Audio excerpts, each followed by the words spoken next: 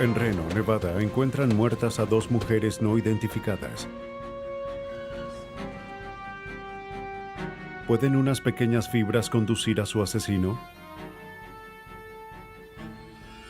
Un esqueleto, una bolsa de compras y un simple botón son las únicas pistas del investigador para identificar a una mujer y a su asesino. Un marinero es asesinado en una playa de Florida. Solo un rastro de neumáticos en la arena marca el camino hacia la justicia.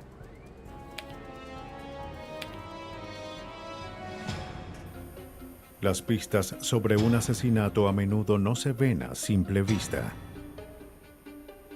Pero ningún asesino puede escapar de las huellas delatoras de la culpa.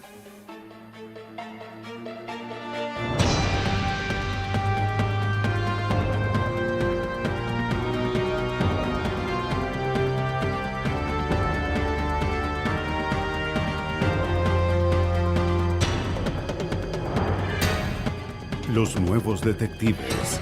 Casos estudiados por la ciencia forense.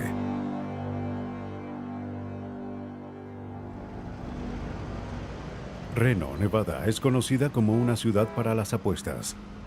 En febrero de 1995, alguien apostó que se puede asesinar sin dejar rastros.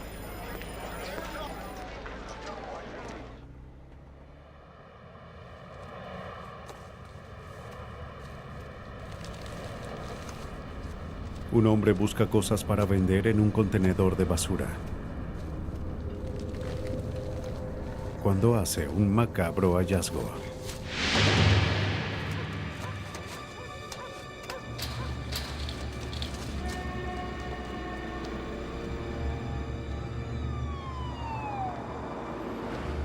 Al llegar, los oficiales de la policía de Reno recuperan el cuerpo de una mujer no identificada.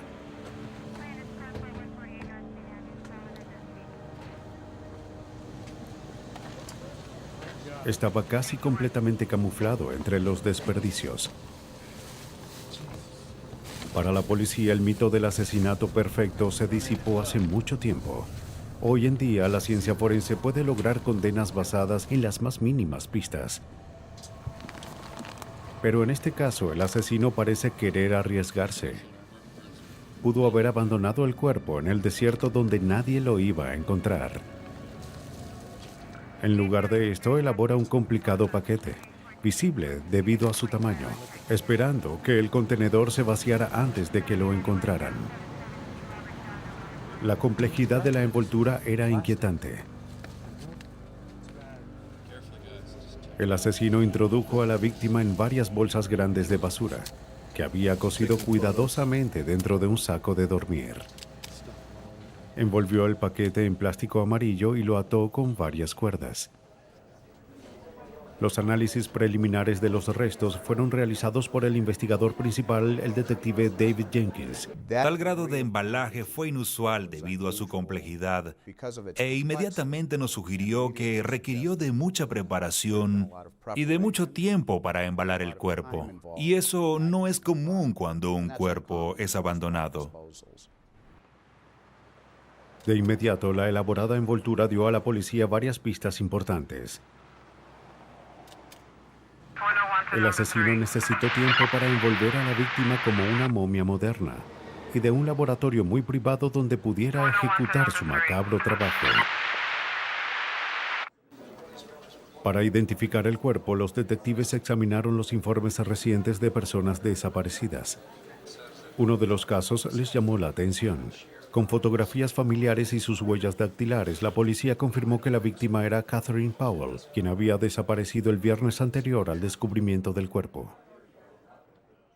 Su desaparición fue reportada por primera vez el lunes siguiente, 2 días después cuando no se presentó a trabajar.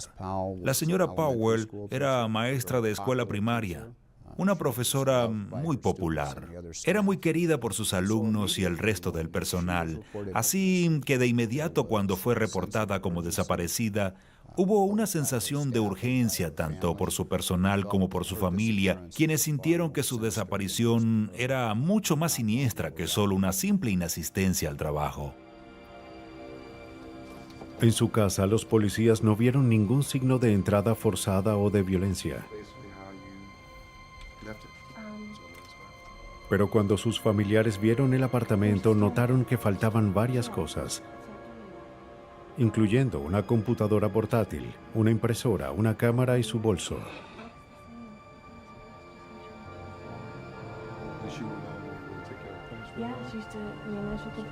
Mientras los detectives revisaban el apartamento, los investigadores forenses estudiaron minuciosamente la evidencia del contenedor. Si las envolturas contenían alguna pista sobre la identidad del asesino, los investigadores no pudieron encontrarla. Nunca vieron un caso como este antes. Y el nivel de atención que el asesino puso en los detalles los inquietó. Los investigadores se centraron en los restos. Las cuerdas y envolturas se conservaron para un análisis posterior. La policía ni siquiera estaba segura de cómo había muerto la víctima. No había nada que indicara un trauma fatal en su cuerpo. La ciencia forense tendría que contar la historia. Y para un ojo experto había muchas pistas que rastrear. El laboratorio forense del Tribunal del Condado de Washoe asignó el caso al investigador Rich Berger. En realidad no recuerdo haber asistido a una autopsia donde hubiera tal cantidad de rastros potenciales de evidencia en el cuerpo de una persona. Era evidente que en varias partes de su cuerpo había un grupo de cordeles azul verdoso y pedazos de cierto material ubicados desde los pies hasta la cabeza. Además de las fibras, Berger encontró una sola pieza de afeitar de metal enredado en el cabello de la víctima. Ninguno de estos rastros concordaba con las fibras o muestras recogidas en el apartamento de la víctima. La policía sospechaba que estaban vinculados con el asesino. El cuerpo de la víctima también mostró contusiones reveladoras. Al parecer, el asesino la ató, la amordazó y quizás la torturó. Las lesiones sugieren que el asesino era un hombre. Pero nueva información sugiere que no trabajó solo. Mientras los patólogos forenses continuaban reuniendo toda la evidencia física, el detective Jenkins chequeó los registros de tarjetas de crédito de Powell. Cualquier cargo reciente podía arrojar pistas sobre dónde había estado.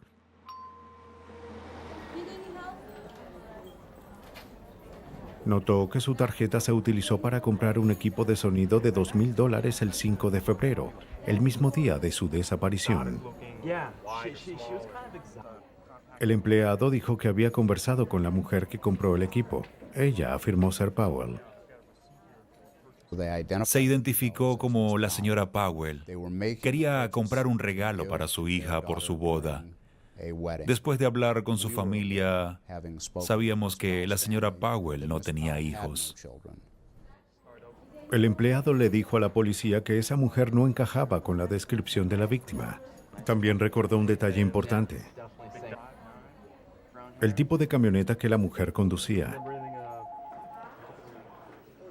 Los detectives rastrearon a su dueño, un instalador de televisión por cable llamado David Middleton.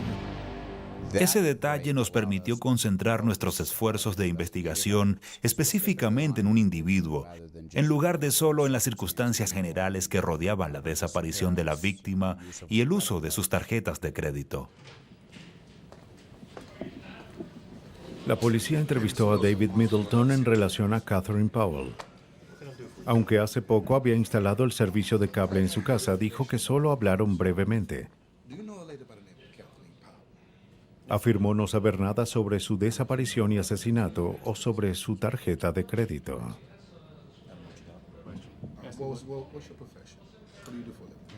Pero la revisión de sus antecedentes reveló que Middleton era un criminal convicto y un ex oficial de policía. Mientras estaba de servicio en Miami, Middleton atrajo a una joven a su coche patrulla. La llevó a un lugar apartado y abusó sexualmente de ella. Despojado de su placa, Middleton cumplió 3 años de prisión. Luego de su liberación se mudó a Colorado y luego a Nevada. La novia de Middleton fue acusada de fraude por usar las tarjetas de crédito de Catherine Powell. Pero debido a que la camioneta de Middleton fue utilizada en el crimen, la policía ahora tenía motivos para registrar su casa. Encontramos un arma de fuego y una escopeta. El señor Middleton, ahora en el estado de Nevada, era un criminal convicto que tenía prohibido por ley la posesión de un arma de fuego. La posesión de la escopeta era un delito grave. Pero si bien era motivo para arrestar a Middleton, no lo implicaba en el asesinato de Powell. La policía no encontró ningún tipo de evidencia que lo vinculara con el crimen.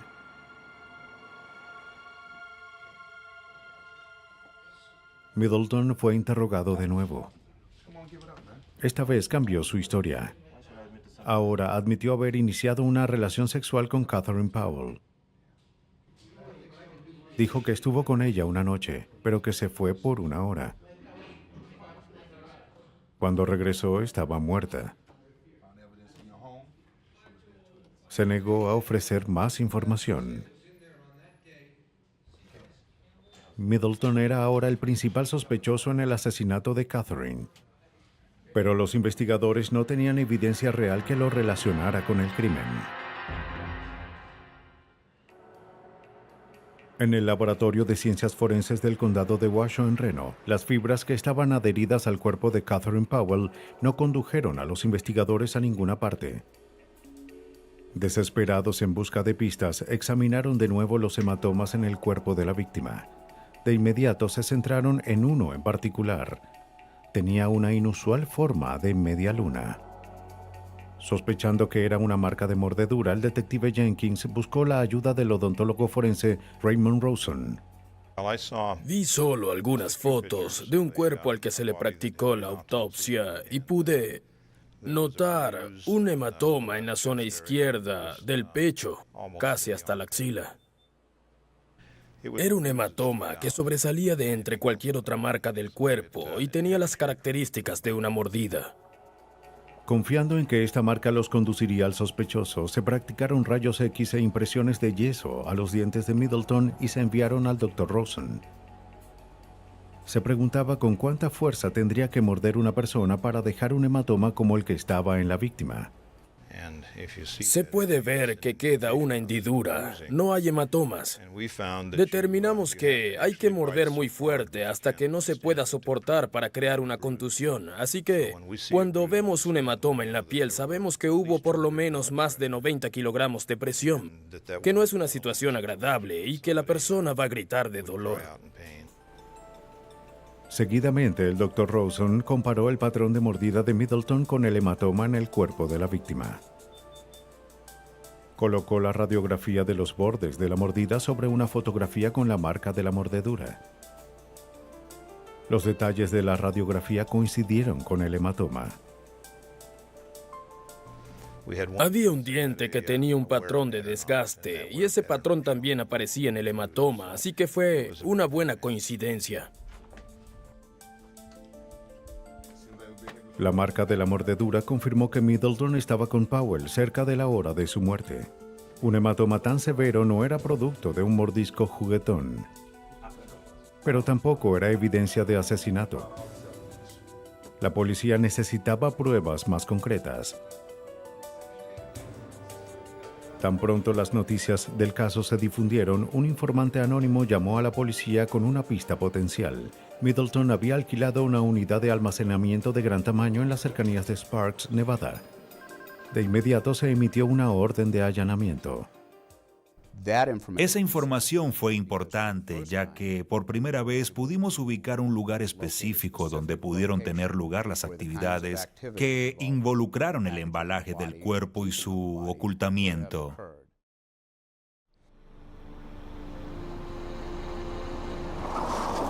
Una unidad de almacenamiento era un taller perfecto para un asesino. Incluso antes de que los detectives entraran a la unidad, ya sospechaban de toda la reciente actividad que tuvo lugar ahí. Los registros de las entradas obtenidos por el vicefiscal de distrito, Tom Viloria, mostraron con qué frecuencia Middleton visitó la unidad. Bueno, descubrimos por el número de entradas, lo cual quedó registrado en ese centro de almacenamiento, que Dave Middleton entró muchas veces en esa unidad la noche del viernes que Kathy Powell fue secuestrada en su residencia. El sábado de nuevo, el domingo y el lunes, siendo la última entrada el martes en horas de la mañana.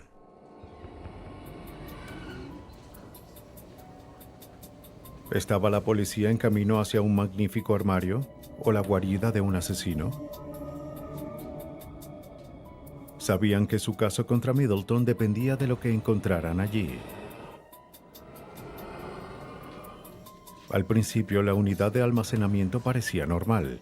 Estaba repleto de artículos personales. Y en cualquier otro lugar, la cinta adhesiva y rollos de cuerda habrían parecido inofensivos.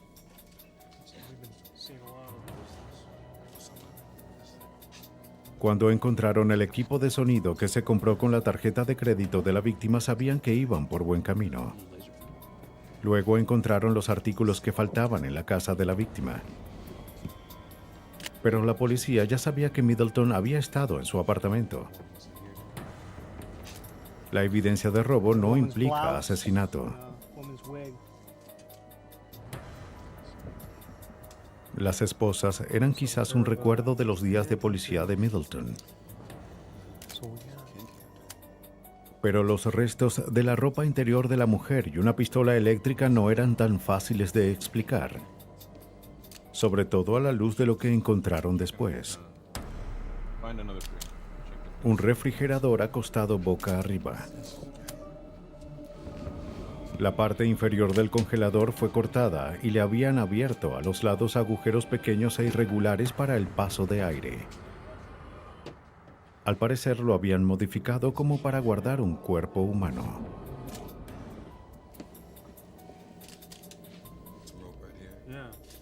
Arriba de la nevera colgaba un sistema de cuerdas y poleas lo suficientemente fuerte como para inmovilizar a un ser humano.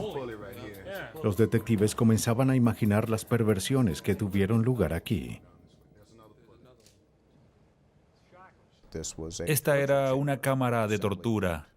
En pocas palabras, el refrigerador colocado de espaldas casi sugería un ataúd. Pero la depravación de Middleton fue tan lejos como para asesinar. Los investigadores aún tenían que vincularlo a la víctima. En el refrigerador vieron pequeñas fibras azul verdoso y cabello humano. Como evidencia, proporcionaron una luz de esperanza en un lugar lleno de horror. El refrigerador fue llevado al laboratorio de criminalística donde Rich Berger analizó las fibras. Para él, los hilos en el refrigerador parecían coincidir con los encontrados en el cuerpo de Powell, y los marcadores genéticos de los cabellos eran consistentes con la víctima. Las fibras del cuerpo de Powell eran 100% de algodón, de un color azul verdoso, e igualmente los del refrigerador se componen de 100% algodón y son del mismo color. También el fragmento de metal del pelo de Catherine Powell coincidió con el metal y la pintura encontrada en el congelador modificado del refrigerador. El metal para afeitar encontrado en el cabello de la víctima coincidió con el de los burdos agujeros para el paso del aire. Los investigadores encontraron el vínculo que estaban buscando. La evidencia de rastro demostró que la víctima se encontraba en la unidad de almacenamiento de David Middleton. Los detectives ahora tienen una teoría de cómo murió. Los agujeros para el aire simplemente fueron insuficientes para mantenerse con vida y se asfixió. Mientras los investigadores lidiaban con los actos monstruosos de David Middleton, se enteraron que Powell pudo no haber sido su única víctima.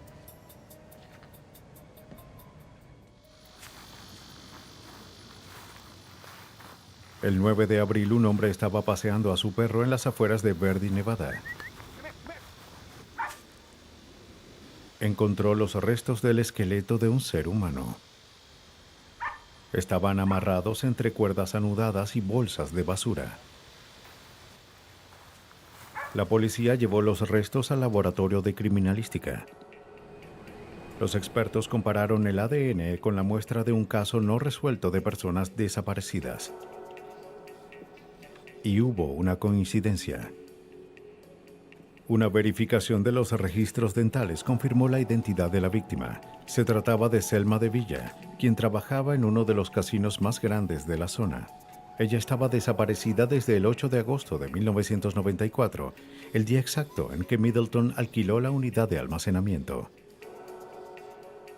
Las excesivas cuerdas, nudos y bolsas de basura que se encontraron en los restos de Villa eran iguales a los encontrados en el cuerpo de Catherine Powell. Los nudos también proporcionaron información sobre las últimas horas de las víctimas.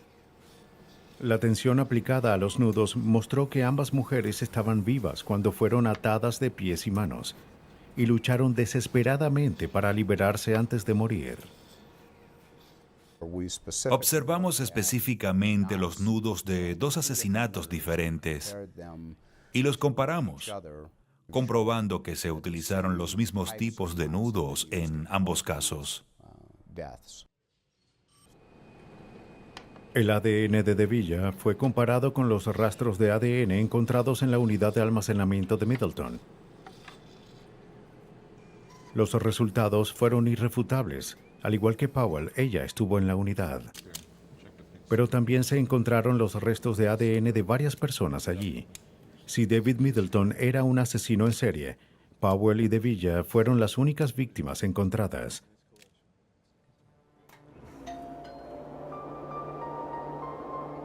Mientras se preparaba el caso contra Middleton, pudo establecerse la secuencia de sombríos acontecimientos que llevaron a la muerte de Powell.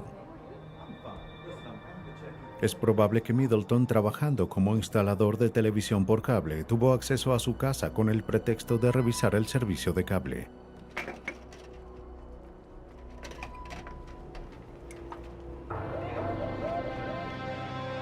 Luego la sometió y la llevó a su unidad de almacenamiento.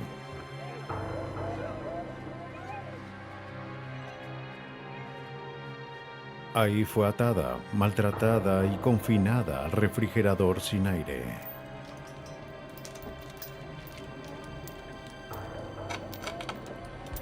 En algún momento de esta tortura murió. Middleton metódicamente envolvió su cuerpo en bolsas de basura, lo cosió en un saco de dormir y envolvió el bulto con plástico de color amarillo atado con cuerdas. Por último, al amparo de la noche, se deshizo de los restos en el contenedor de basura. La policía tuvo la suerte de encontrar el cuerpo. Pero Middleton no pensó que un contenedor rebosante de basura iba a llamar no solo su atención, sino también la de un hombre en busca de sobras. Pero había sido astuto hasta cierto punto. La investigación evidenció el hecho de que Middleton instaló el servicio de cable en un apartamento cercano a la casa de Selma de Villa la semana anterior a su desaparición. Y el día en que de Villa desapareció, un vecino recordaba haber visto a Middleton cerca de su casa. El 15 de septiembre de 1997, el jurado condenó a David Middleton con 2 cargos por asesinato en primer grado.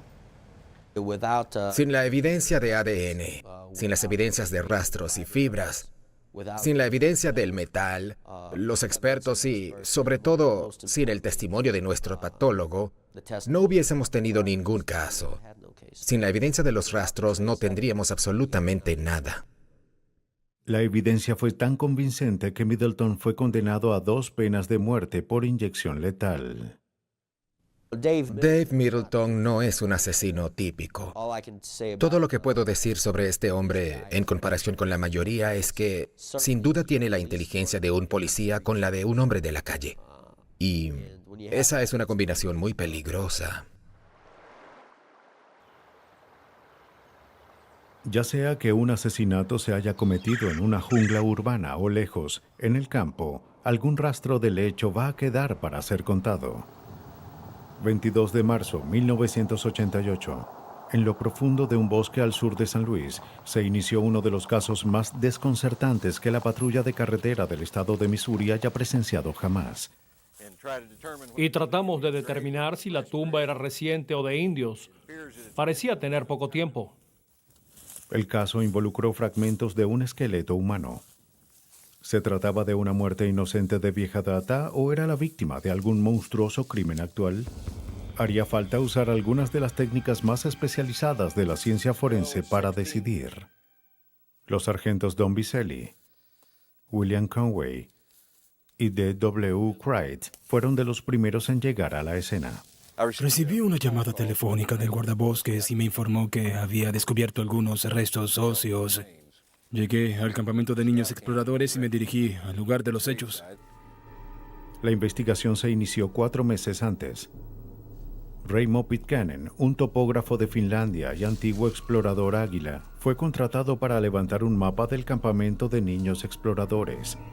El 2 de noviembre de 1987 hizo un descubrimiento desagradable. Por temor a involucrarse, Pitkänen no informó sobre su hallazgo sino justo antes de su regreso a Finlandia. La Interpol hizo que las autoridades finlandesas contactaran al caballero en Helsinki. Llevaron a cabo una entrevista con él que nos fue enviada en finlandés, la cual tuvimos que traducir.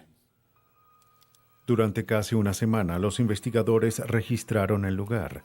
No encontraron muchas pistas, un cráneo y una mandíbula inferior, algunos mechones de cabello oscuro y una variedad de huesos, algunos dispersos a varios cientos de metros de la tumba. Muchos mostraron marcas de dientes, una señal de que fueron masticados por animales. Es una tumba poco profunda. Los huesos, bueno, parece que no vamos a encontrar muchos. De hecho, en el perímetro exterior encontramos un par de ellos, que podrían ser parte de lo que tenemos aquí. Vamos a revisar bien. No es suficiente como para continuar ahora. Pero a medida que la investigación avanza, las pistas poco a poco empiezan a surgir, incluyendo una bolsa de plástico. Primero pensamos que pudo haber sido un cementerio indio, pero luego, cuando excavamos en la tumba, al encontrar la bolsa de servicios de mercancías y determinar que era probablemente de 1979 a 1985, encontrar eso en la tumba realmente nos ayudó. Había otra pista, una que al final podría acercarlos a la identidad de la víctima. Un botón de metal. Tenía un logotipo estampado en la superficie, Texwood.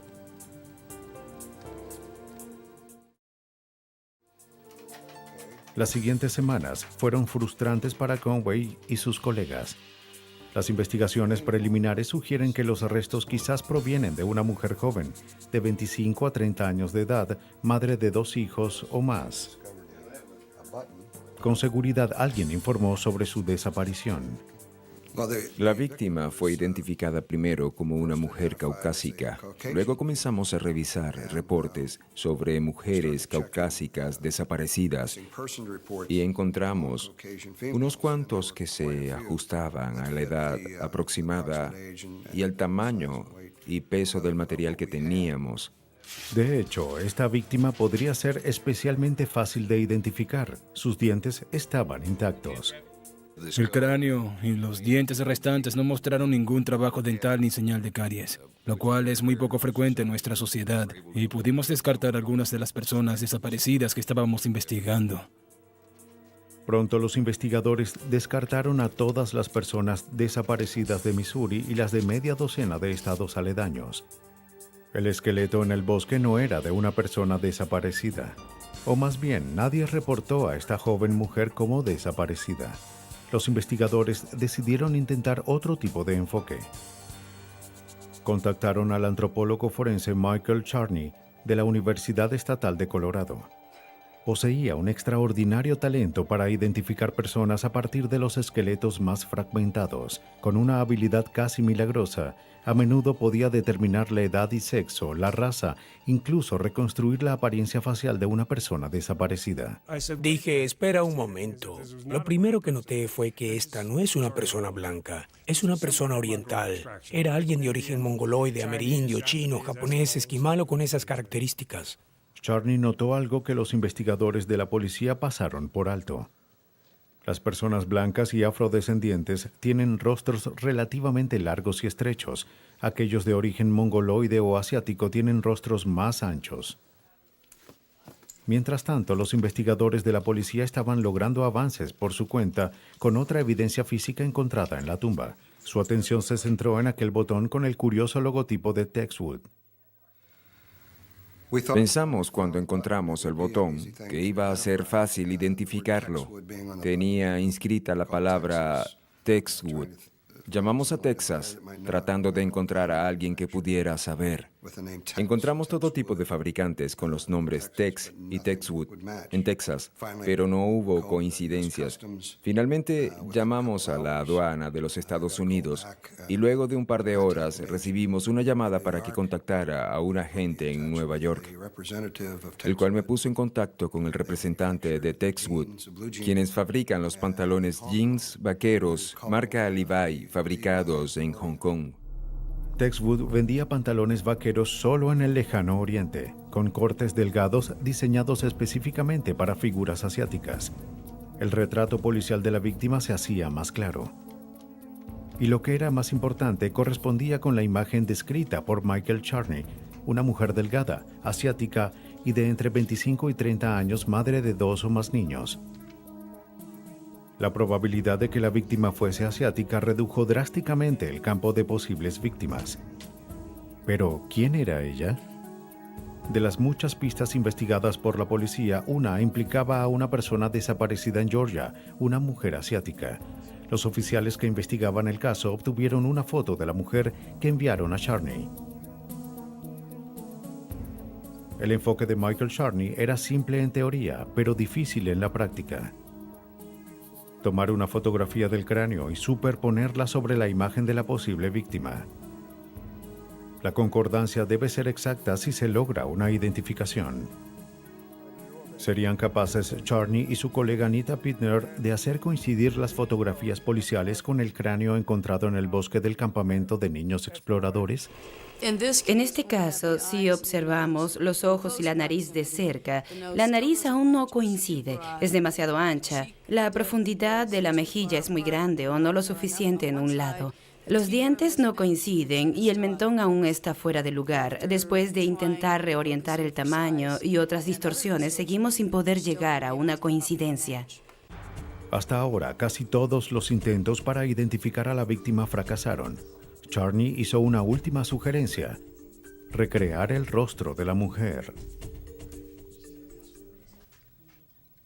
La reconstrucción de un rostro a partir de un cráneo es una de las habilidades más especializadas y espectaculares dentro del arsenal de un antropólogo forense. Comienza con precisión matemática. Una colección de clavijas redondas de goma de diferentes longitudes se pega a un molde de yeso del cráneo. Las clavijas son puntos de referencia. Cada uno identifica el espesor de los tejidos blandos en determinados puntos de la cara. Seguidamente, las clavijas se conectan con tiras de arcilla para modelado.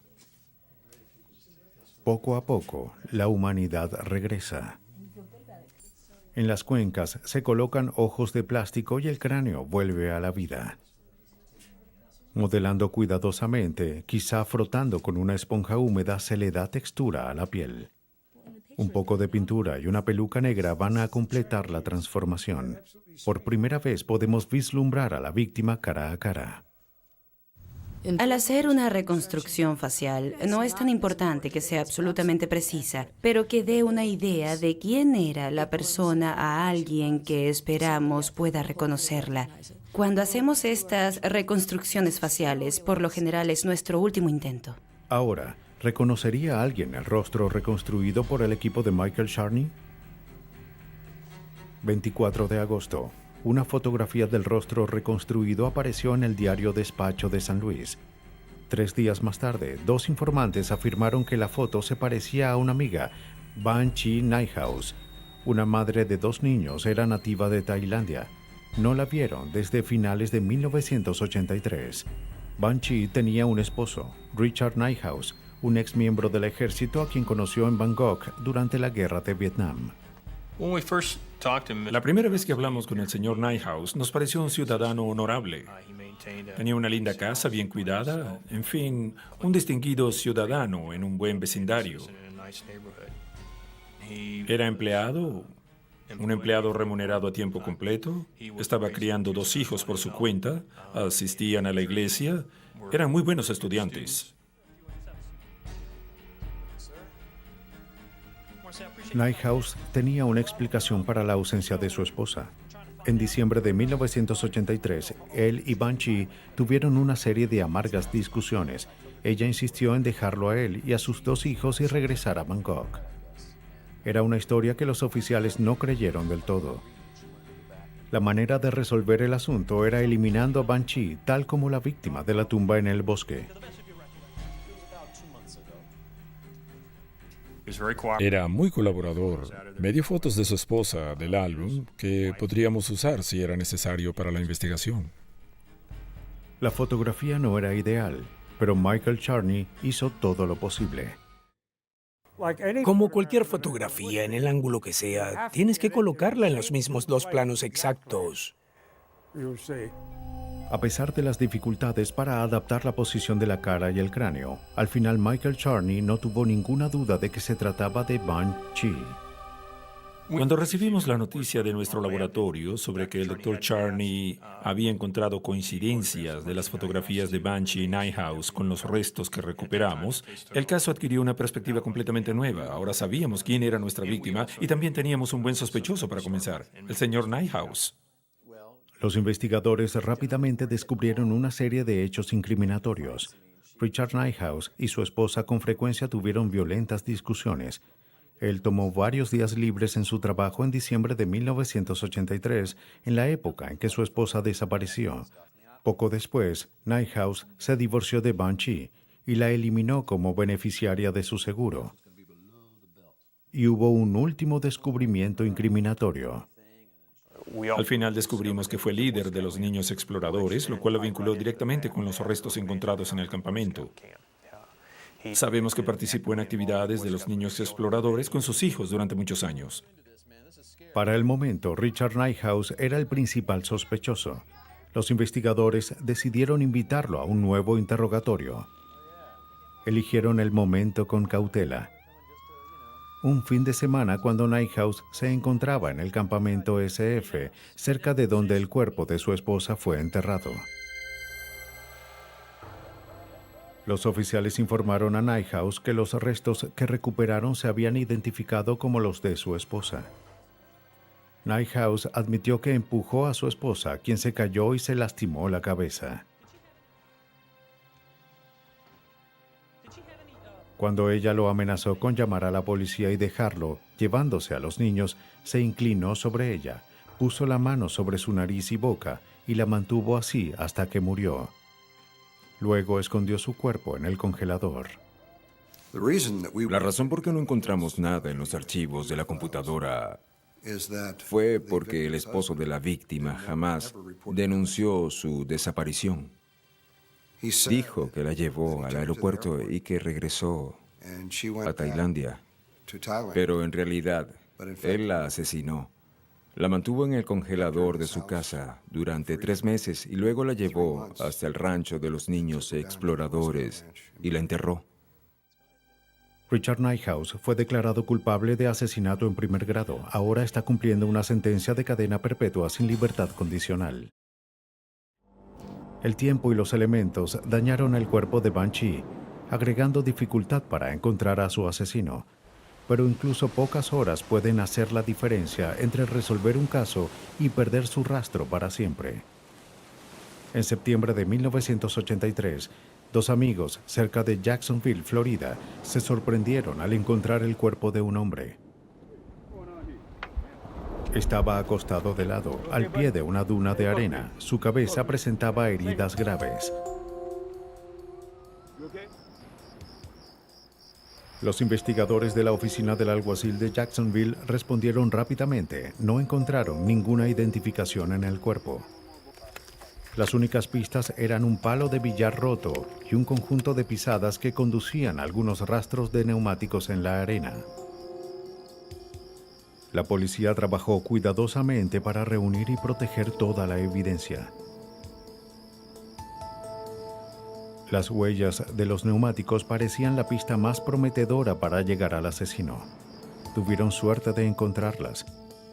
La lluvia, la más ligera brisa o un paso en falso podían destruir las frágiles marcas.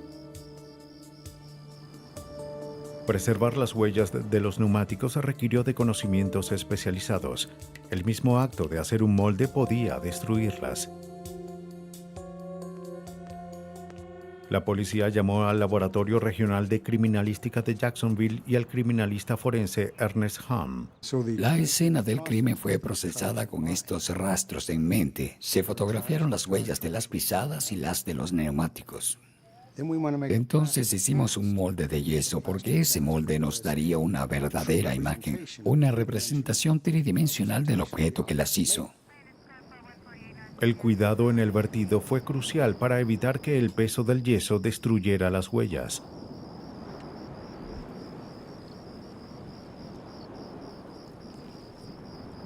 Si las pruebas resultaban alteradas, un asesino podía salir libre. Después de que el yeso se colocó, se limpió el molde con cuidado. Ahora la policía tenía una reproducción tridimensional perfecta de las huellas de los neumáticos. Incluía los buriles y signos de desgaste que hicieron único a ese neumático. Pero millones de neumáticos ruedan hoy en día en las carreteras de los Estados Unidos. Parecía imposible para los investigadores encontrar el neumático que hizo estas marcas. Estudiaron el molde de yeso, tomando nota de las varillas y ranuras del diseño de la rueda. A pesar de las probabilidades de encontrar el neumático, le ofreció a los investigadores la mejor oportunidad de atrapar al asesino. Hacer coincidir la rodada con el neumático del vehículo de un sospechoso sería tan concluyente en la corte como una huella digital. Hamm revisó miles de fotografías en las páginas de la guía de diseño de marcas para encontrar el neumático que necesitaba. Mientras Hamm buscaba una pista sobre el asesino, otro corredor encontró una pista de la víctima.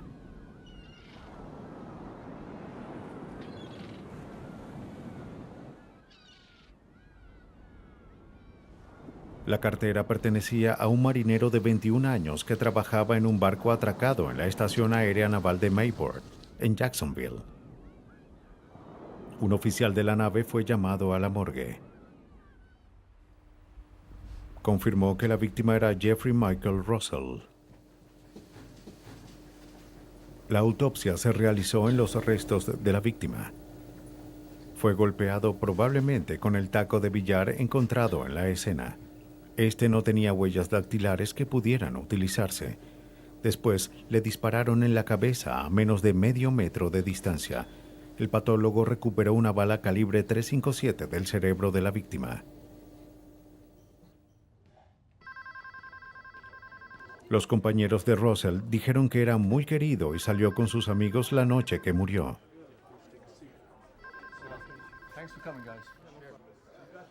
La policía especuló que la víctima incluso pudo haber compartido una ronda de bebidas con sus asesinos. Fue visto por última vez saliendo de una fiesta, planeando hacer una parada para regresar a la base.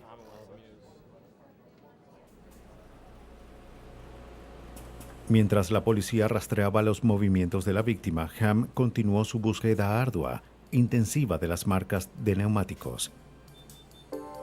Finalmente, después de revisar miles de imágenes, encontró el único neumático que coincidió con el molde. El rastro de la playa lo hizo un neumático que normalmente se usa en camionetas. Ahora la policía sabía lo que estaban buscando, aunque parecían no avanzar en su investigación. Encontrar una camioneta entre miles en el área de Jacksonville sería desalentador.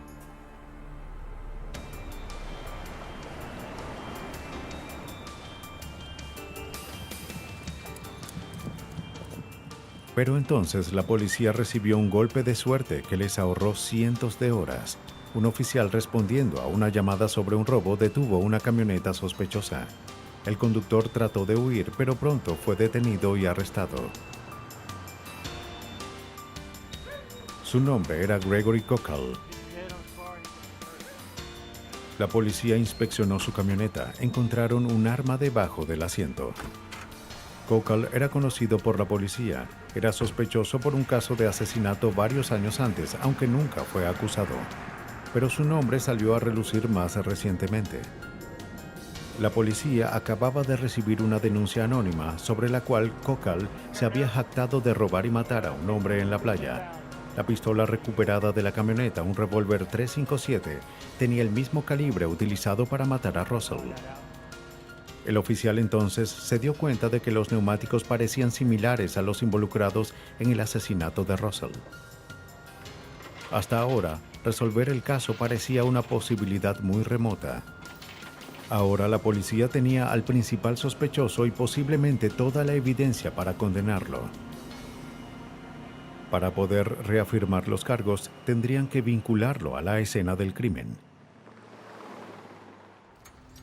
La policía revisó los neumáticos para hacer esa conexión.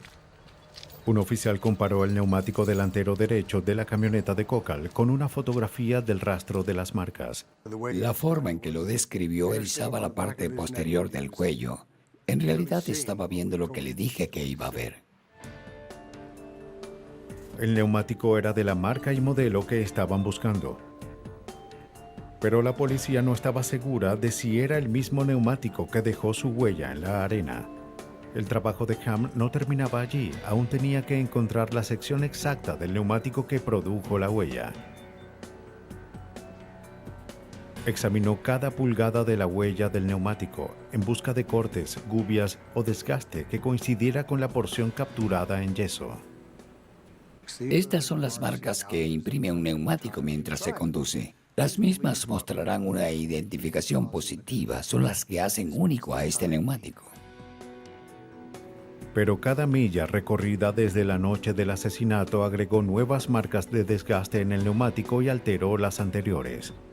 Incluso si Ham tuviera el neumático exacto en su laboratorio, sería demasiado tarde para lograr una coincidencia perfecta. Un asesino aún podría salir libre.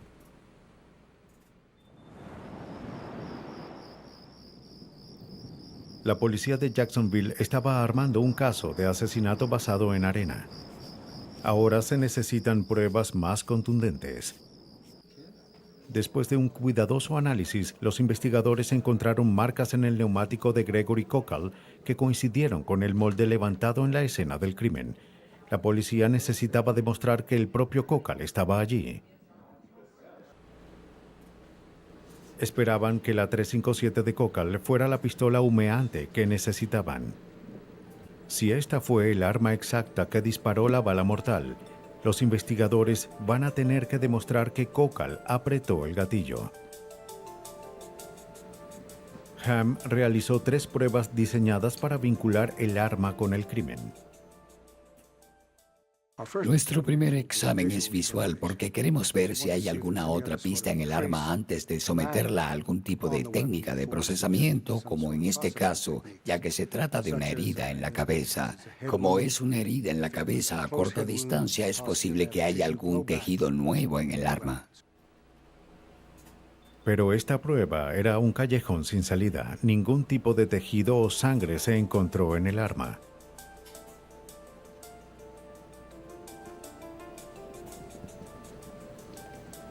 El siguiente paso fue examinar las huellas dactilares.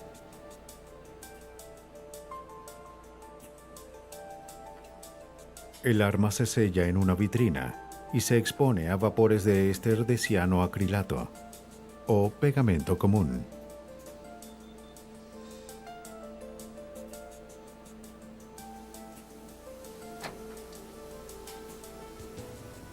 Estos vapores se adhieren a las huellas dactilares, haciéndolas más fáciles de ver y comparar. Basados en las características individuales de las rugosidades, las terminaciones, las divisiones y los puntos, podemos hacer una identificación positiva de cualquier parte del cuerpo expuesta a la fricción de piel. Los vapores hicieron su trabajo en pocos minutos.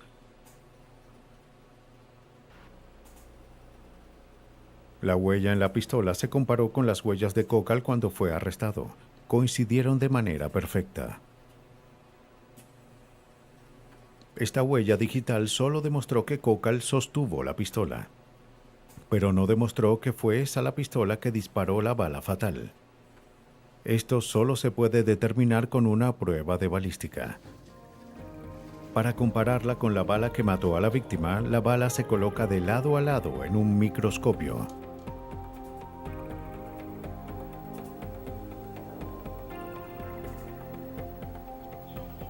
El investigador alinea los patrones de estrías de ambas balas. Un monitor de video le permite ver los diminutos trazos en el plomo derretido. Si las marcas quedan alineadas, va a tener la prueba de que la misma arma disparó ambas balas. Y eso es precisamente lo que vio. Las marcas de estrías en ambas balas eran idénticas.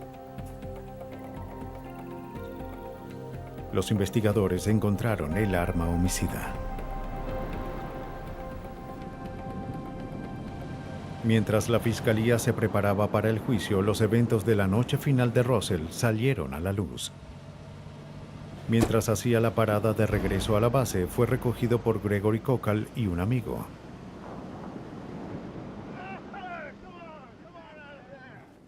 Pero en lugar de dejar a Russell en el cuartel, lo llevaron a la playa, lo golpearon, le robaron el único dólar que tenía y luego Cocal le disparó. Los delitos cometidos por desconocidos a otros desconocidos son los más difíciles de resolver, pero las estrías en la bala, la huella digital y la huella de los neumáticos mostraron los rastros de la culpabilidad del asesino. El minucioso análisis forense los reunió para armar un caso sólido contra Cocal.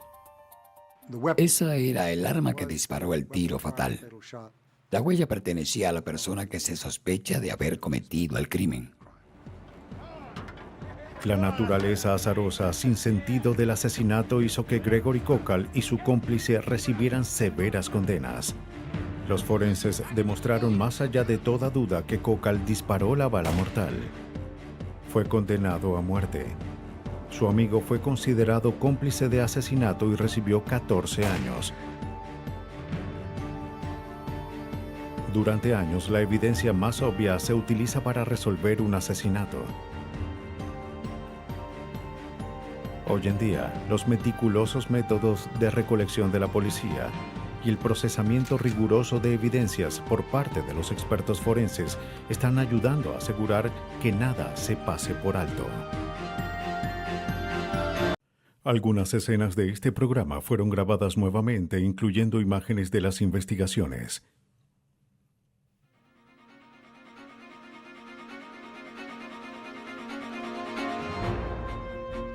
Un cardiocirujano parece haberse quitado la vida. Pero los investigadores ven algo diferente gracias a la ciencia forense.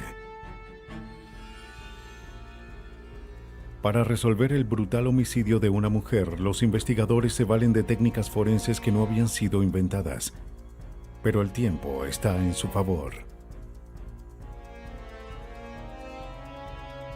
Un asesinato sin explicación se vuelve aún más desconcertante cuando dos marcas extrañas son halladas en la víctima.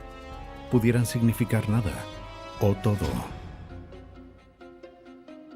Aun cuando la escena de un crimen se parece a la portada de una historieta pulp, los investigadores deben descifrar lo ocurrido, al igual que los escritores que cuentan historias de crímenes reales.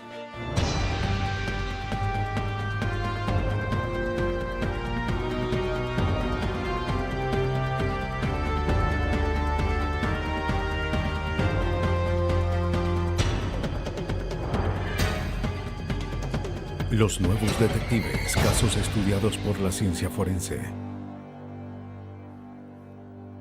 Crímenes reales. El misterio empezó en una noche fría de febrero de 1996 en Sims Township, Ohio. El siempre puntual cardiocirujano Darrell Sutorius no cumple con sus visitas en el hospital por segundo día consecutivo. Los intentos de comunicarse con él son en vano. Sus colegas llaman a la policía para que averiguaran si estaba bien. Buenas tardes. Queríamos saber si usted... Su esposa, Della Dante Sutorius, dijo que no sabía dónde estaba su esposo. No lo había visto en días. Pero eso no era inusual. Aunque vivían bajo el mismo techo, llevaban vidas separadas. A menudo pasaban semanas sin verse. La policía le preguntó si podían revisar la casa. Primero vieron si el auto del doctor estaba en el garaje. Cuando lo revisan, el motor estaba frío. No lo había manejado en varios días. Su búsqueda se detiene por un grito.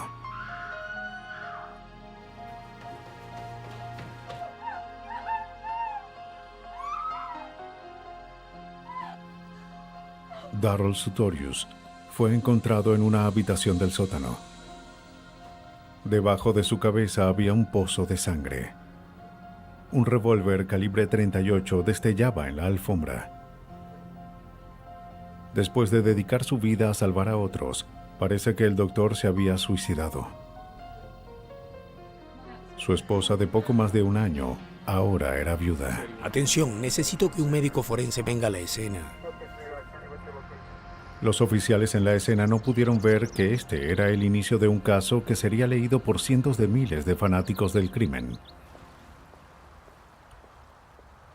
Cuando las noticias de la muerte se difunden en las páginas de los diarios de Cincinnati, llaman la atención de la escritora de historias de crímenes, Aphrodite Jones. Estaba en la portada de todos los diarios y la gente hablaba sobre ello, así que fui y tomé los diarios del puesto de libros y dije, wow, esto es... De inmediato supe que era mi historia. Necesitaba esta historia. Me enamoré. Esta historia se convertiría en el cuarto libro de Jones. El caso Sutorius tenía todos los ingredientes: engaño, traición y muerte. En la escena, todo indicaba que la muerte era un suicidio. El arma es guardada y pruebas de pólvora en las manos de la víctima revelan que él disparó el revólver.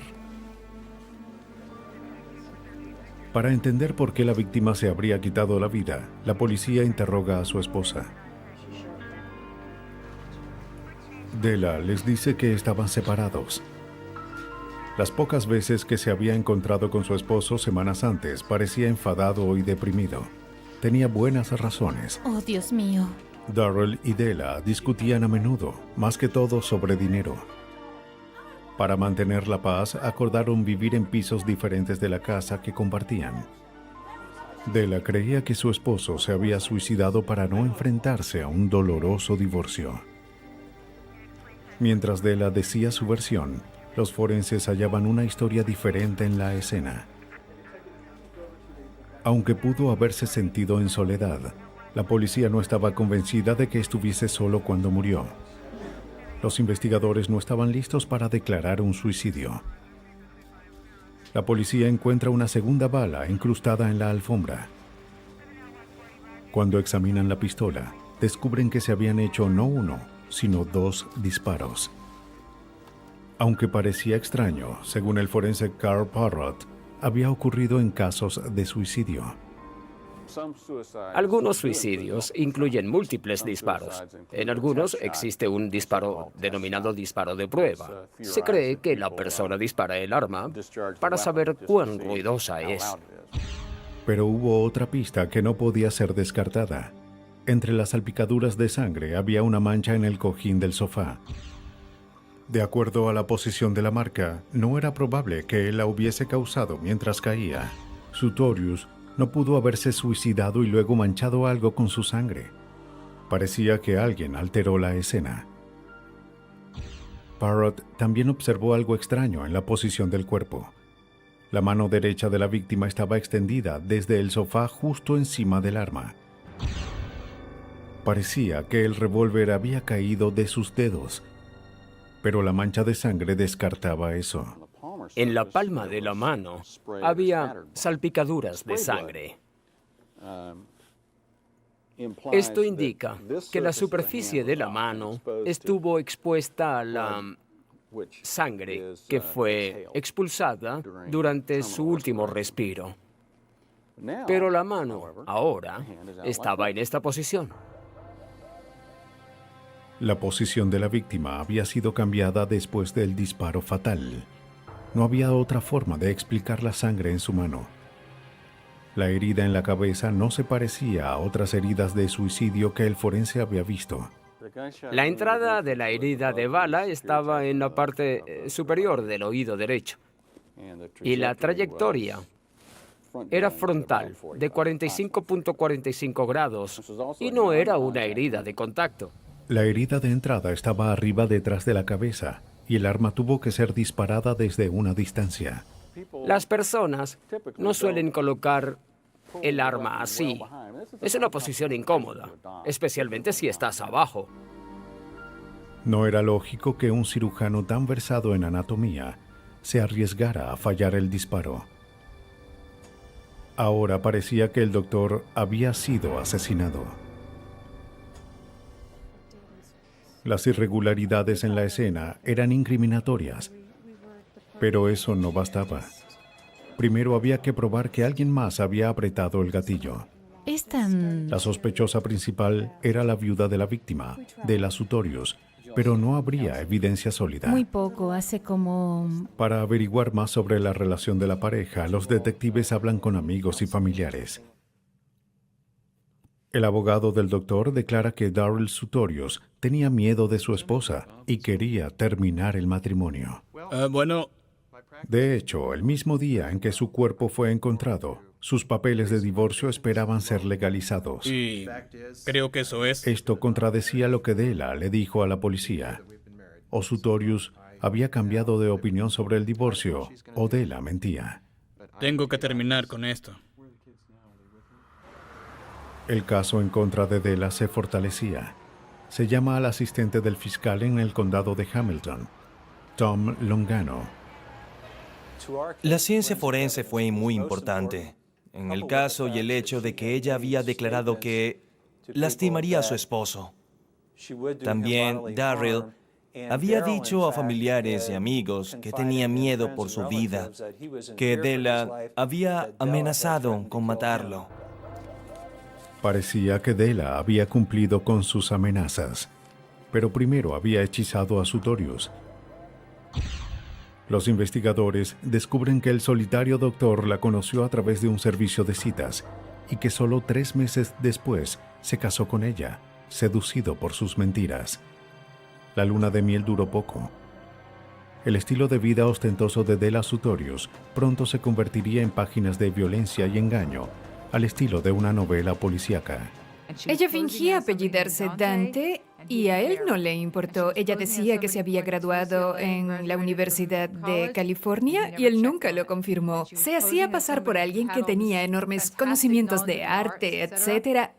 Él no le prestó atención. Sabía que ella se veía bien y que dijo que lo amaba y eso fue lo que le importó. Ella no tenía la educación universitaria que ostentaba. Y hasta que puso su mira en el doctor, siempre necesitaba dinero. Se había casado 4 veces antes, no 2 como había dicho durante su noviazgo. Había sido Della Hofer, Della Bayer, Della Bassett y Della Britton. Todos esos matrimonios terminaron en terribles divorcios. Su matrimonio con Sutorius parecía ir por el mismo camino. Las discusiones de Della con el doctor sobre dinero se hacían cada vez más amargas. Su resentimiento creció cuando la hija del cirujano anunció que se casaba. Della prohibió a Sutorius que pagara la boda de su hija. Ella tiene el derecho de tener la boda que quiere. ¡A mí no me importa! Della tenía una necesidad fanática de despilfarrar el dinero. Sin un acuerdo prenupcial, no ganaría mucho con el divorcio.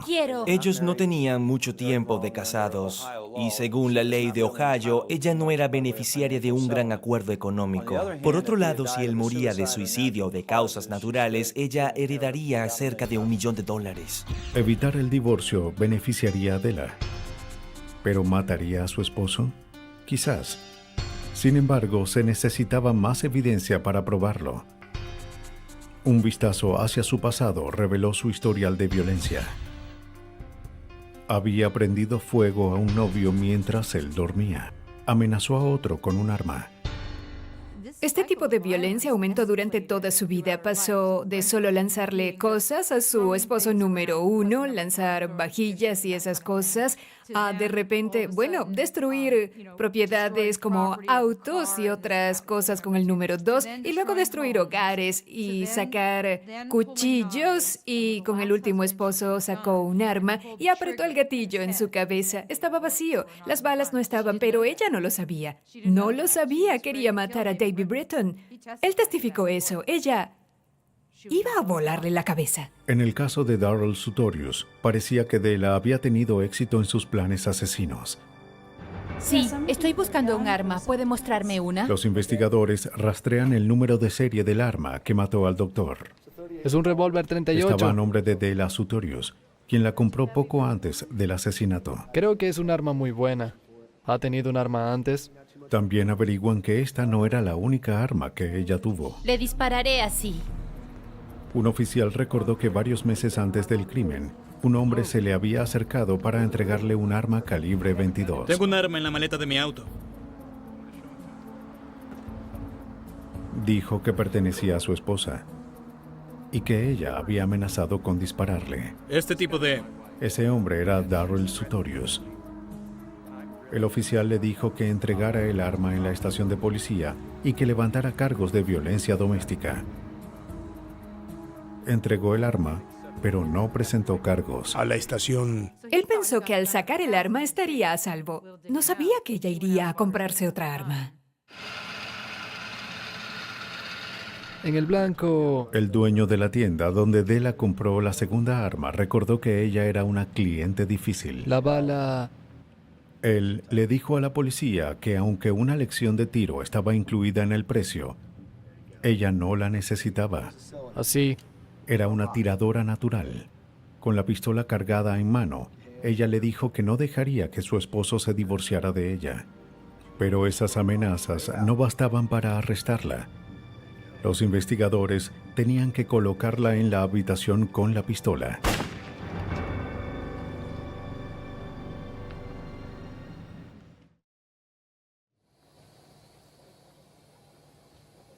La muerte del doctor Darrell Sutorius parecía un asesinato. Los investigadores descubren que su esposa Della tuvo el motivo y la oportunidad para matarlo. ¿Pero podrían hallar evidencia tangible para probarlo? El forense Carl Parrott creía que sí. Él notó que una delgada capa de sangre cubría casi toda la superficie del arma. En un suicidio a veces hay sangre en un arma, pero uno espera que la distribución esté en la boca del arma, quizás en el frente del guardamontes del arma. Pero la sangre estaba en lugares donde uno no espera verla, en la empuñadura que estaba cubierta por la mano del tirador. Parrott encontró una huella de palma parcial en la empuñadura del arma. Determinó que la huella había sido causada por una mano ensangrentada cuando la sangre estaba casi seca. El doctor Sutorius no pudo haber soltado el arma y vuelto a recogerla después de dispararse. Al fin, había pruebas de que una segunda persona estuvo en la escena. La huella estaba muy manchada para comparar, pero Della Sutorius no tenía coartada para el fin de semana en el que murió su esposo. Cuando se reúne toda la evidencia, lo ocurrido el último día de vida del doctor fue evidente. El estilo de vida al que Della Sutorius se había acostumbrado se le escapaba de las manos. La presión aumentaba. El divorcio era inminente. El sábado 17 de febrero, ella llegó a su límite. Y al límite de días en los que debía buscar su nueva arma. Después de disparar a su esposo mientras dormía, acomodó su cuerpo para parecer que se había suicidado. Luego colocó el arma en su mano y apretó el gatillo una vez más, haciendo el agujero en el suelo. Así, cualquier forense experto hallaría residuos de pólvora en la mano del doctor.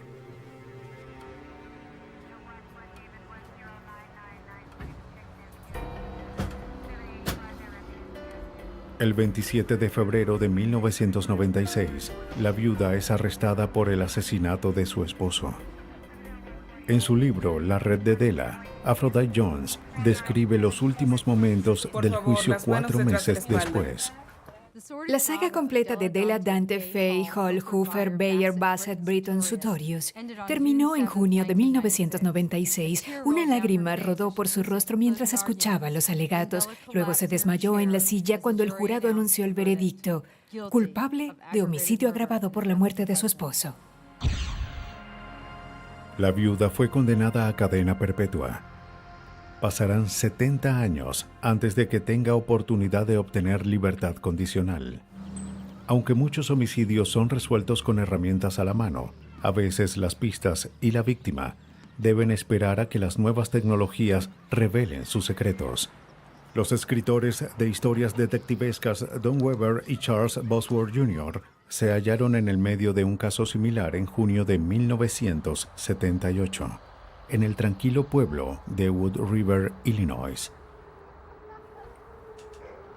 Carla Brown se había comprometido con su novio de la secundaria, David Hart, y se mudarían juntos. Hart fue a trabajar como siempre, dejando a Brown que arreglaba su casa. Pero poco después, cuando un amigo fue a ver la nueva casa, Brown no respondió la puerta.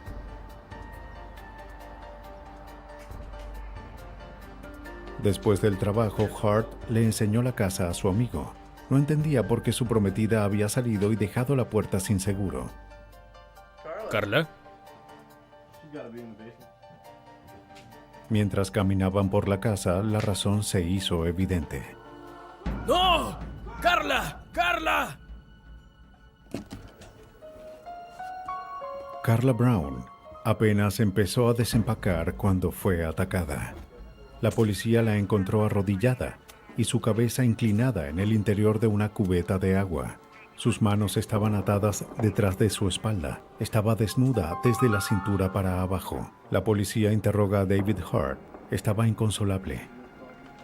Sus compañeros confirmaron que Brown fue asesinada mientras él estaba en el trabajo.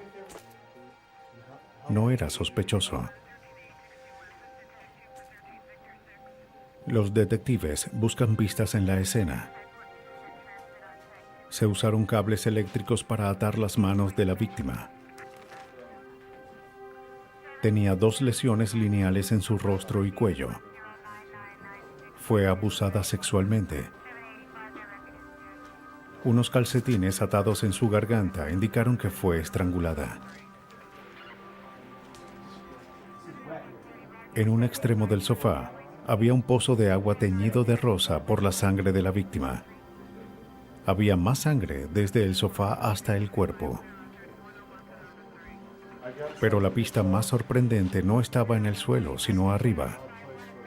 La jarra de una cafetera estaba atascada en el techo. El inspector de la policía de Illinois, Alba Bush, no creía en lo que vio en la escena. Había trabajado en muchos homicidios con abuso sexual y pensó que la posición de la víctima indicaba que la escena fue preparada. La víctima tenía las muñecas atadas de forma que la cuerda iba hacia abajo para luego atar la otra muñeca. Pensé que no estaba bien, ya que la víctima podía defenderse de su atacante. El inspector Bush se aseguró de que se fotografiara minuciosamente la escena completa. Luego el cuerpo fue cubierto con una manta para que no se perdiera ninguna evidencia durante su traslado al laboratorio. Cuando se examinan las heridas de la víctima, se determina que había sido golpeada brutalmente una vez. El golpe rompió en 2 su mandíbula y dejó 2 lesiones en su rostro. Las marcas parecían las de unas garras de un martillo de orejas. Aunque Carla Brown se defendió de su atacante, fue sometida y golpeada hasta caer inconsciente. Pero la causa de su muerte fue ahogamiento. Charles Butler Jr., un periodista que cubrió este caso por el St. Louis Post-Dispatch, vio en primera fila el miedo y la ira de la comunidad. Este fue un crimen que ocurrió en el hogar de una encantadora joven que trabajaba, que se mudaba de casa, que empezaba una nueva vida. Ocurrió en plena luz del día. De inmediato surgió el tema de la falta de seguridad en nuestras propias casas, y eso aterroriza al público. Su colega Don Weber, quien era el asistente del fiscal en 1978, se involucra en el caso. Quien fuese el criminal socavó todo sentido de la seguridad. Se agotaron todas las cerraduras. Las mujeres tenían miedo de salir solas. Lo que pensé cuando entré a la casa fue que había sido un crimen brutal y a sangre fría. Y no había ninguna pista. La policía interrogó a los vecinos de Carla Brown. Una testigo dijo que el día del crimen vio a dos hombres bebiendo cerveza y fumando marihuana en el patio de la casa adyacente a la escena del crimen. Los dos sujetos toman pruebas de polígrafo. John Prunty pasó la prueba y no dio respuestas inusuales a las preguntas.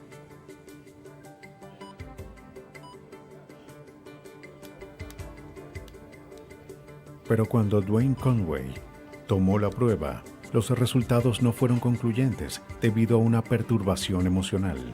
Solo alguien con una mente perturbada pudo haber cometido un crimen así. Conway se convierte en el sospechoso principal. Pero la escena del crimen daba señales tan mixtas como los resultados del polígrafo. No se hallaron huellas identificables en la escena. El caso se estanca.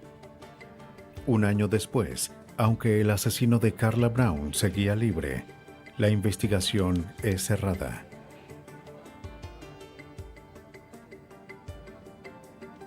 Pero un incidente ocurrido a 1.600 kilómetros abre el caso de nuevo.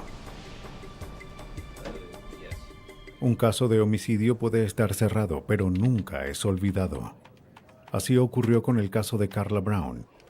En 1979, un año después del crimen, el investigador Alva Bush viajó de Illinois a Nuevo México para declarar en un caso de robo de autos.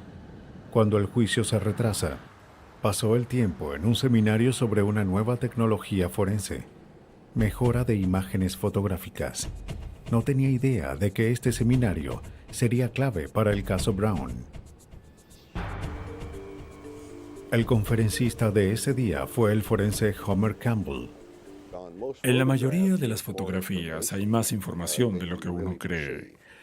La mejora realizada en diferentes pasos simplifica la fotografía.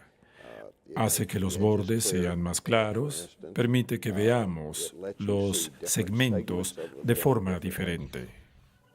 Con esperanzas renovadas, Bush envió las fotografías del asesinato de Carla Brown a Campbell. Él esperaba que esta nueva tecnología ayudara a resolver el caso. Las fotografías fueron mejoradas con una computadora que quitó solamente los segmentos borrosos de cada imagen, una sección a la vez.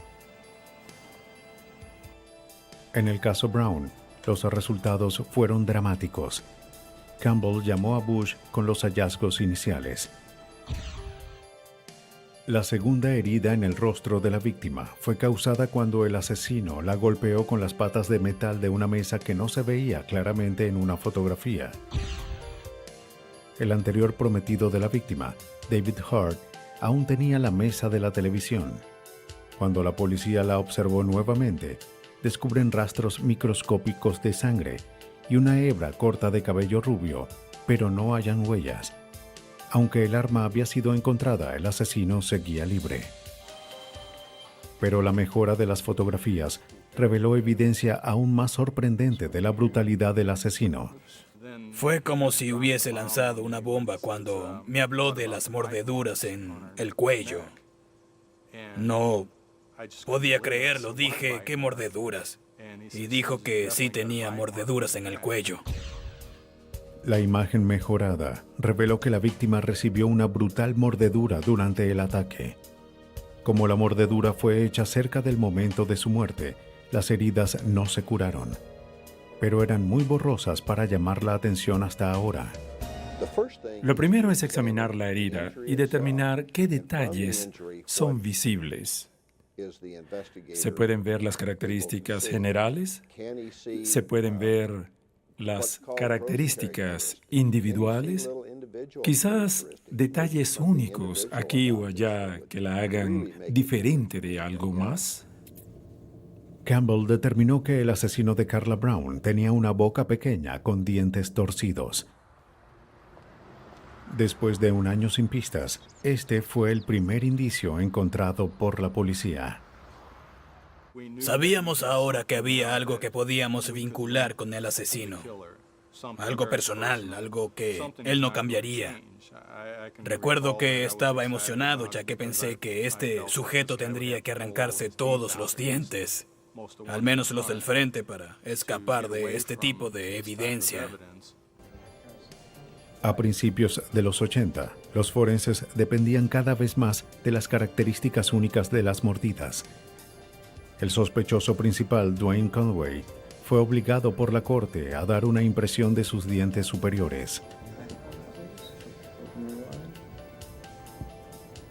Cierre la boca. El molde es enviado al Dr. Campbell.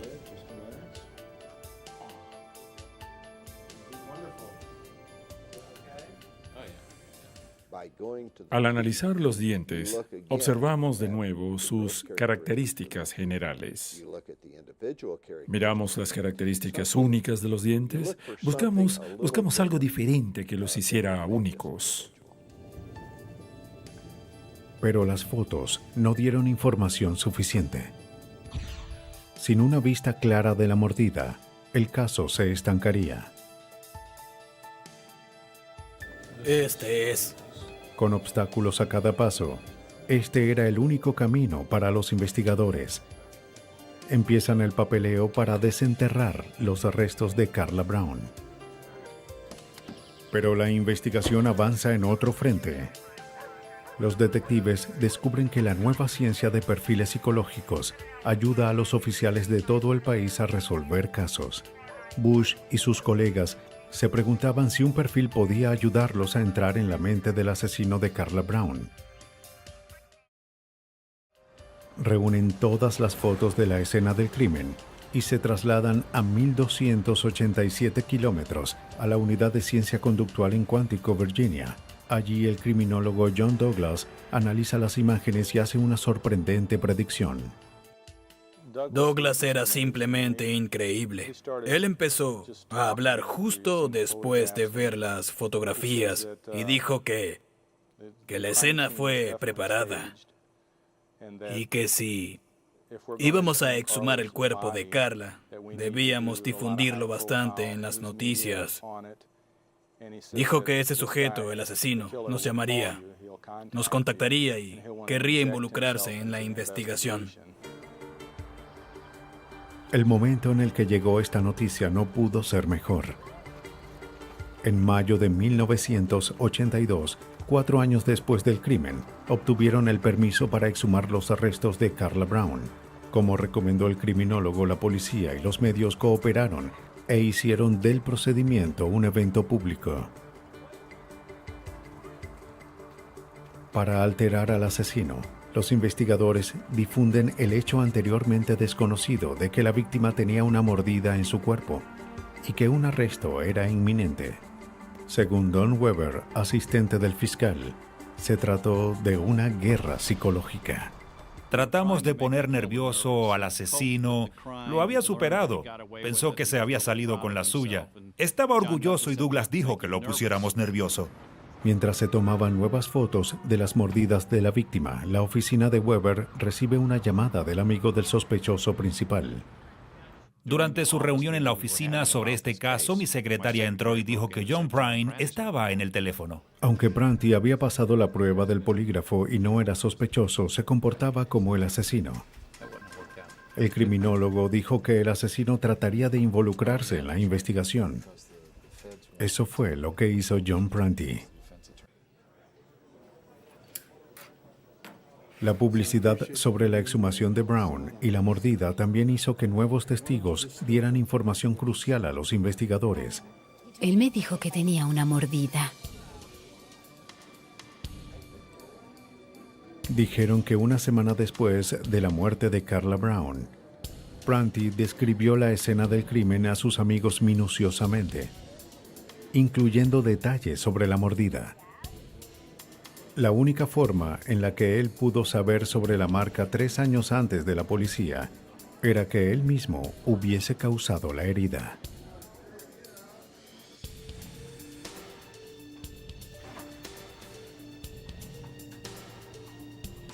Se ordena que Prunty diese una impresión dental. El molde, junto con las impresiones de otras 3 personas, es enviado a un odontólogo forense para su análisis. Enviamos 4 impresiones dentales, señalamos a la del sospechoso. Él colocó las otras aparte y revisó las impresiones dentales de Prunty y tomó un calibrador y miró la foto. Después se sentó y dijo, él lo hizo. Gracias a la paciencia y las nuevas técnicas forenses, se logró obtener una orden de arresto. El 8 de junio de 1982, 4 años después del asesinato de Carla Brown, John Prunty fue arrestado. Algo que tienen las investigaciones de homicidio es que son eternas. No tienen límites. Siempre se está en busca de ese individuo. No hay que enfrentarse a un estatuto de limitaciones. Si alguien cometió un homicidio, hay que trabajar hasta que esté resuelto. Con la evidencia, la policía formula una teoría sobre el primer día de la víctima en su nueva casa y su último día con vida. Prunty hizo unas insinuaciones que fueron rechazadas de inmediato.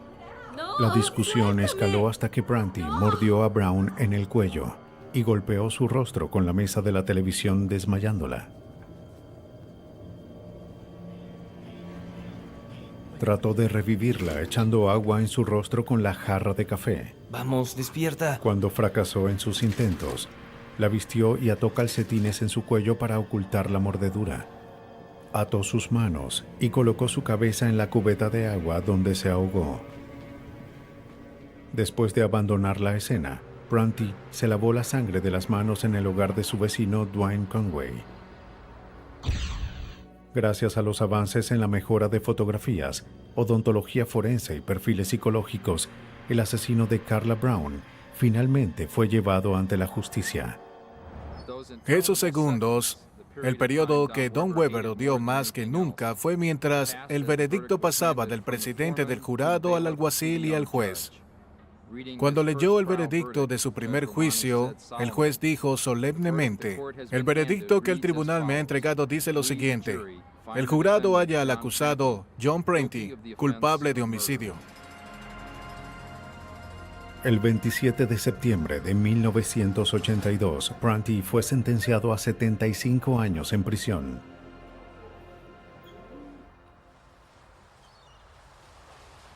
Aunque el proceso de resolver un crimen puede tener un esperado fin, también puede revelar algunos fantasmas del pasado. Clifford Leyendecker ha sido escritor de historias detectivescas por 22 años. Ha publicado 32 libros. Ser escritor de esos libros es el mejor trabajo del mundo. Para cada libro o artículo que escribo, debo aprender sobre la vida de las personas y su punto de vista en ese respecto. Veo su lado más salvaje, descubres los secretos de todos y eres un investigador, un periodista, y es algo que puede ser muy emocionante. En el siglo XIX, Leo Tolstoy escribió que una familia infeliz es desgraciada en su propia manera. Leyendecker descubrió que es cierto y convierte eso en buenos libros. Me enorgullezco en mantenerme siempre al tanto de los crímenes y especialmente con mis favoritos que llamo crímenes familiares.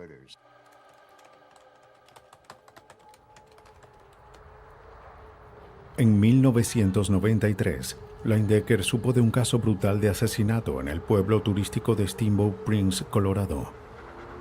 Todo comenzó en octubre, en la ferretería de Jerry y Douglas Boggs.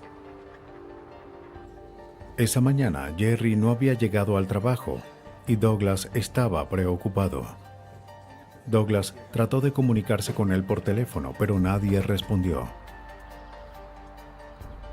Cuando fue a su casa a buscarlo, lo encuentra brutalmente asesinado en el suelo de la cocina. Un oficial de policía de Steamboat Springs acude a la llamada de Douglas. Confirma que Jerry Boggs estaba muerto.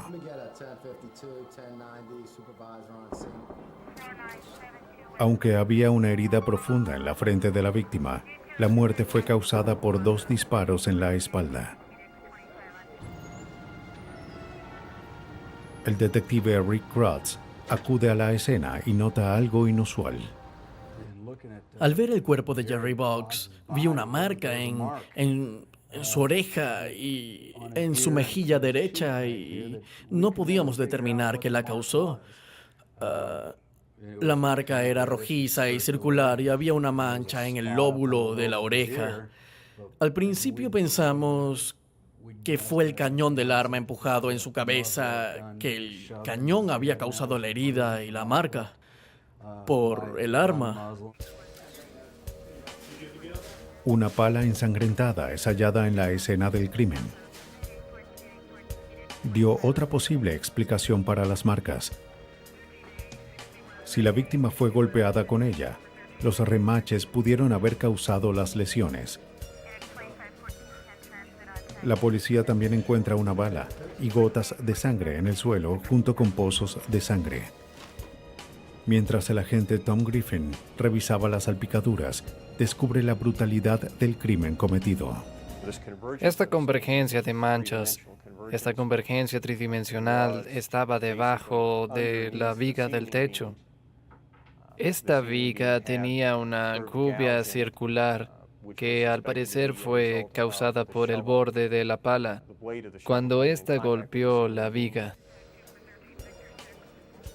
Los investigadores recogen varios casquillos de bala.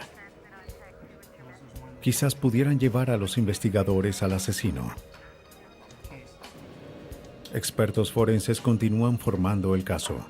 Después de que las balas son removidas de la víctima, son enviadas al laboratorio de la Oficina de Investigación de Colorado. Allí el agente Allen Hammond pone manos a la obra. Pude determinar que las balas eran de un rifle calibre 22. Fueron disparadas desde el barril de un arma que tenía 8 marcas y surcos con un giro a la derecha. Tenían la bala, pero no el arma. Tenían la pala, pero ninguna idea de quién la usó. El asesino podía estar a kilómetros de distancia o muy cerca.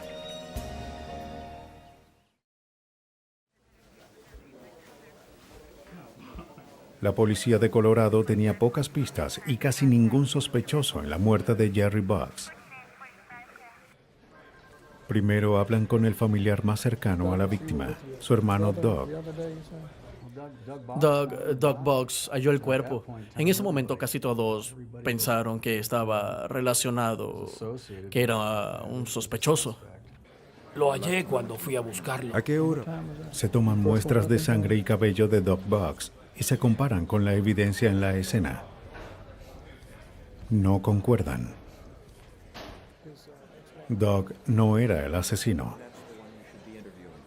pero sí señaló a los investigadores hacia una sospechosa, su anterior cuñada, Jill Coit. Jerry Boggs conoció a Coit cuando ella restauraba su posada en el pueblo. Ella compró sus herramientas en la ferretería de los Boggs y pronto el hasta ahora soltero solo quiso tenerla para él. Después de su boda en abril de 1991, Jerry Boggs también se convirtió en dueño de la posada de Jill Coit. ¿Pero de qué hablas, Jerry? Pero pronto Jerry y Jill empezaron a tener problemas Primero, maritales. tengo que firmar. Boggs se sorprendió al enterarse de que su esposa aún estaba casada con otro hombre. Él insistió en que se separaran hasta que ella terminara su otro matrimonio. No quiero estar contigo hasta que... Jill se marchó, pero el escritor Clifford Landecker descubre en su investigación que ella regresó a Steamboat Springs con una afirmación sorprendente.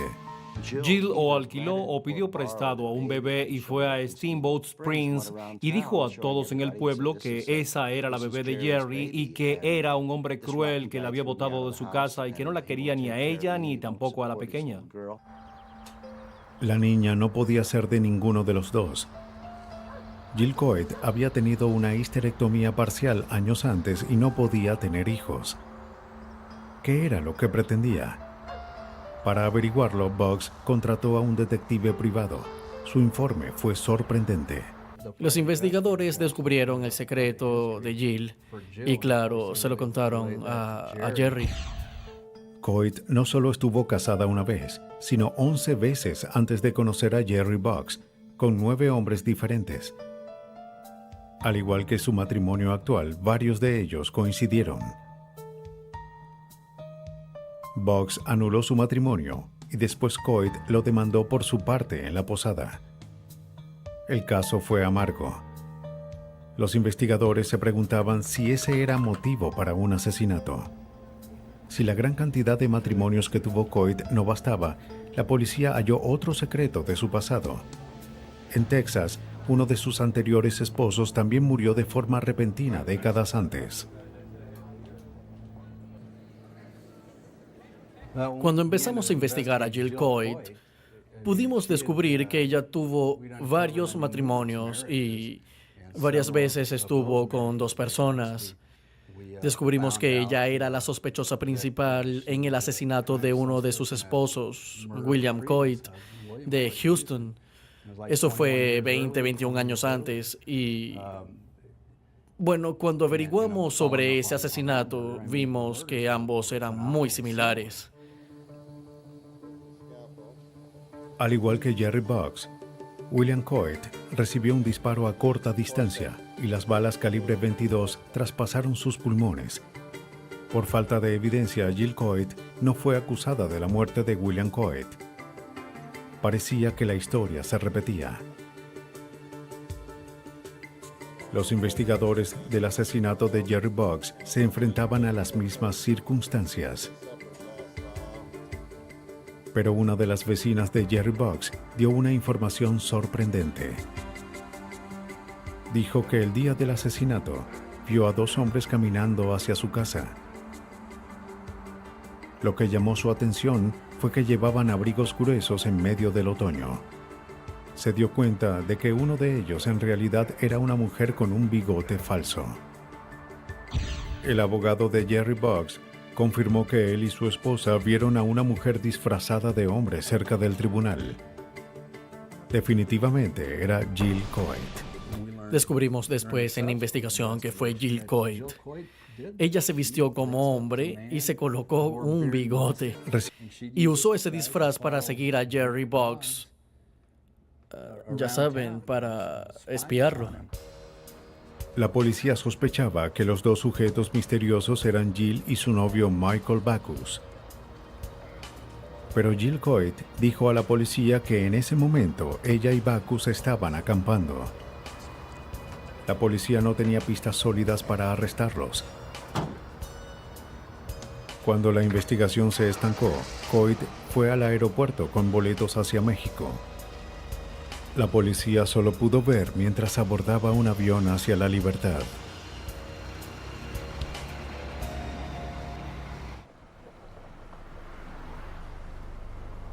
Dos hombres habían muerto, asesinados con 20 años de diferencia. Ambos recibieron disparos en la espalda con armas calibre 22 y ambos estuvieron casados con Jill Coit. Ella era la sospechosa principal de la muerte de Jerry Boggs, pero estaba en México, fuera del alcance de los investigadores. Aun si regresaba, la evidencia contra ella no era sólida para que la policía la arrestara. Pero de acuerdo con el escritor Clifford Landecker, un testigo sorpresa reabrió el caso. Creo que el punto decisivo en la investigación fue cuando el hijo de Jill, Seth, Stephen Seth, declaró en su contra. Jill Coed y Michael Backus no solo planearon abiertamente el homicidio de Jerry Boggs en frente de su hijo, sino que ella incluso lo llamó después del crimen, diciendo ya está hecho y es un desastre. Seth tenía razones para creerle. Había hallado evidencia en el lavabo de un baño en la posada, donde ella pudo haberse limpiado. Con la declaración de Seth, la policía tenía un caso. Pero no podían actuar hasta que Jill Coed regresara a Colorado. Finalmente, en noviembre de 1993, los investigadores reciben otra llamada de Seth. Dijo que Jill Coed haría un viaje rápido a Estados Unidos para finalizar la venta de una propiedad.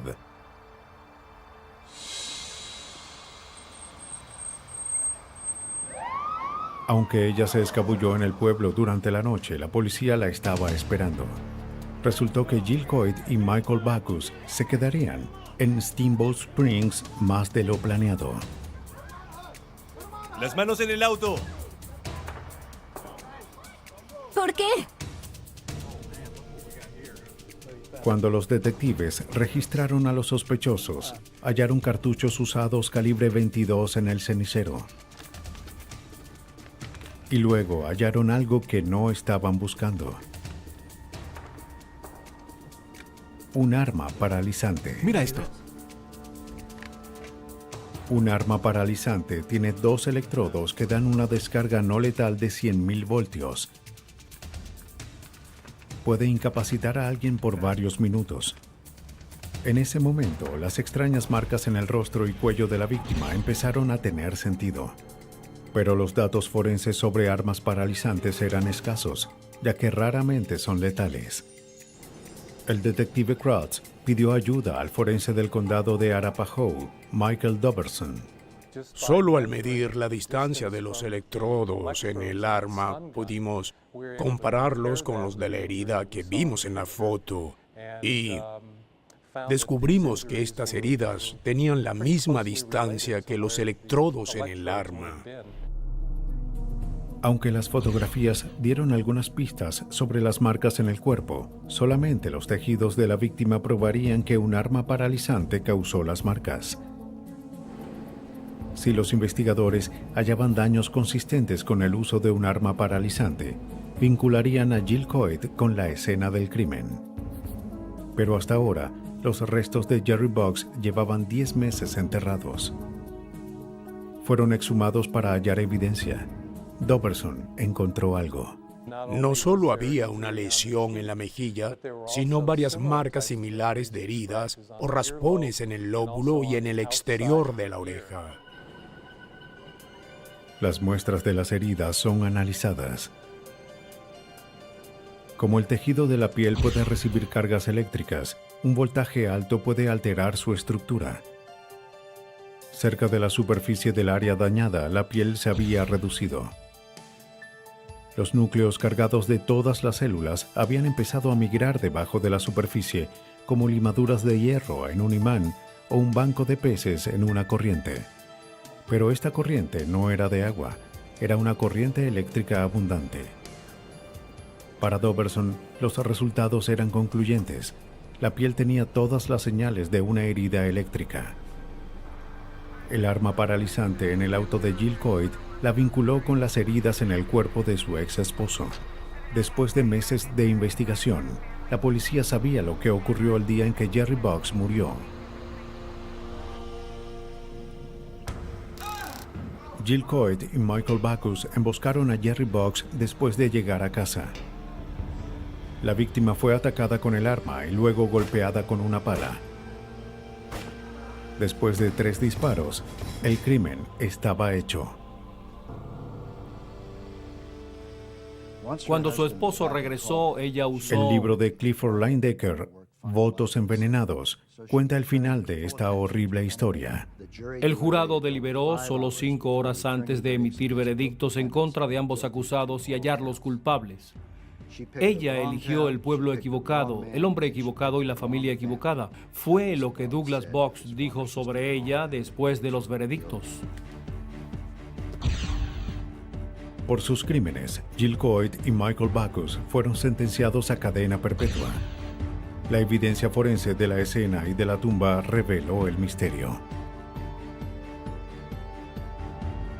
Cuando se efectúa un plan asesino, los investigadores deben revelar toda la historia a partir de pistas que parecen improbables.